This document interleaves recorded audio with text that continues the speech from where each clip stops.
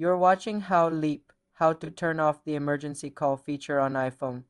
You cannot completely disable the emergency call button on the lock screen, as it is a mandatory safety feature required by law. However, you can reduce accidental triggers by disabling emergency SOS. Open the settings app and tap emergency SOS. Here you will see options like call with hold and call with 5 presses. Turn off call with hold to prevent calling emergency services by holding the side and volume buttons.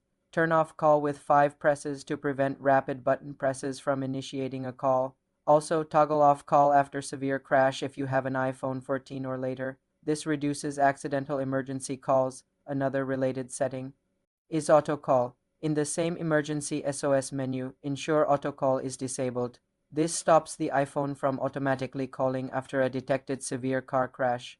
You can also manage what happens after an emergency call ends. Scroll to after emergency call and toggle off share emergency location to stop automatically sharing your location with your emergency contacts. While you can't remove the button, these steps minimize unintended activations. The emergency text on the lock screen will always be present, but tapping it only shows the keypad.